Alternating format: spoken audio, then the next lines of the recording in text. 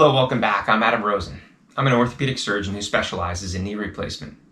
We put this video together called "'Twas the Night Before Surgery" for my patients, but I think many patients like you will benefit from it, even if you're not having a knee replacement. Any surgery can cause a lot of stress and anxiety. And what I find is that the more prepared you are for what's going to happen tomorrow, the less stressful and the better prepared you're going to be.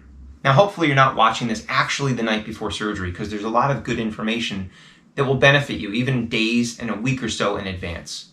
So for any surgery, and for your knee replacement if it is tomorrow, is make sure that you've read through all of the instructions and information that we've given you. There's a lot of important information. It reinforces what we talked about in the office.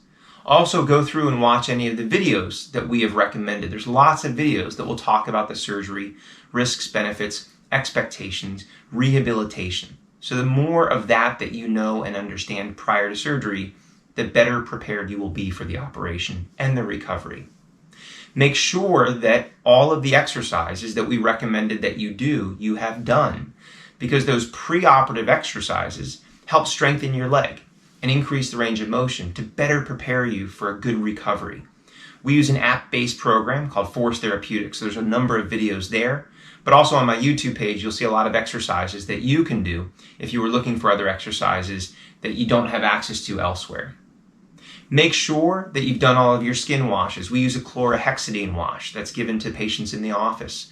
But you want to make sure you're doing that to decrease the bacterial load on your skin that should help decrease the risk of an infection developing at the time of surgery.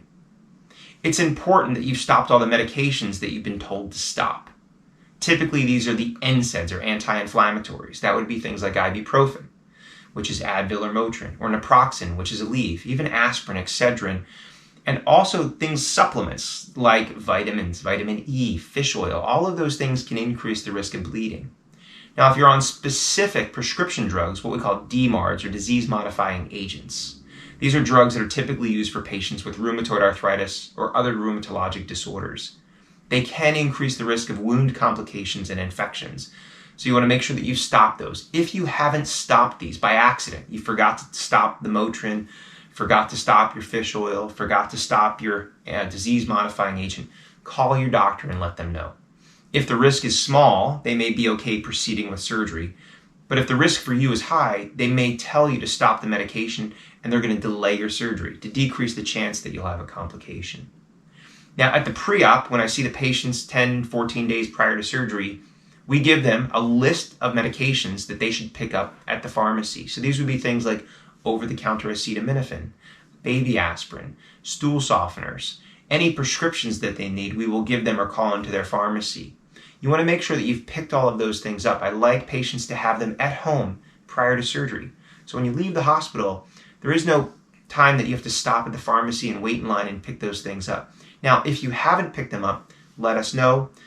If your maybe pharmacy was out of a particular medication or a certain anti-inflammatory was not covered by your insurance company, let us know. We can always change or modify that or use a different pharmacy or sometimes have it dispensed for you at the hospital. But we try to get that in advance so you have that at home. At the pre-op, we also dispense a walker if patients need a walker for after surgery. So you want to make sure that's available and at home. Now, prior to surgery, you want to make sure that you're eating well. It is really important to have good nutrition. That helps you heal. Also, it's very important to be eating a high-fiber diet and stay hydrated. It's common after surgery, anesthesia, pain medications, decreased mobility, to have constipation. So you want to try to get your gut going in a good, healthy manner prior to surgery to decrease the chance of you having constipation after surgery. The other important thing is to cut back or eliminate alcohol. If you're drinking alcohol on a regular basis, let your doctor know. We always want to know how much you're drinking, because sometimes people, if they're drinking a lot and then abruptly stop, can go through withdrawal. It can also affect your liver and your ability to clot, so it can increase your risk of bleeding. So we do want to know, and if you have the ability, cut back or eliminate the alcohol prior to surgery. You also want to practice good sleep hygiene. It's very common after surgery to have difficulty sleeping. So what we like patients to do weeks prior is to get in the habit of going to bed at the same time, waking up at the same time, avoiding screen time for an hour or two before you go to bed, and all of that should help you maintain those good sleeping habits after surgery. I also have my patients start acetaminophen. So it's in their information packet, and The reason that I do this is twofold mainly. It's that we want to get a loading dose of Tylenol in them prior to surgery. It's what we call preemptive analgesia. So they typically start with 2 extra strengths. That's 2 500 milligram tablets, so 1,000 milligrams in the morning and 1,000 milligrams in the evening for the 2 days prior to surgery. The second reason is that we tell patients to stop anti-inflammatories due to the risk of bleeding. And what I found over the years is a lot of patients were confused and they knew they were supposed to stop some pain medication over the counter. They were afraid to take anything. Maybe the Tylenol may have a complication as far as bleeding, which it doesn't. And for this reason, I made it very specific that yes, stop ibuprofen, naproxen products, but we do want you to take acetaminophen, and it's in their information packet. So if you're not one of my patients, check with your doctor to see if that's something that's safe for you to start in that dose prior to surgery. It's also important, again, to be prepared. When you wake up tomorrow morning, it's sort of like if you woke up late trying to get to the airport for a trip, people get all frantic. So before you go to bed, lay out your clothes for the following morning. Make sure that you have a bag ready. In the bag, have comfortable clothes for the hospital. Make sure that you have any personal items that you might need. Leave all of your jewelry, expensive stuff at home. If you want to bring something to read, you can bring a book. I find a lot of patients have difficulty concentrating. Bring a magazine.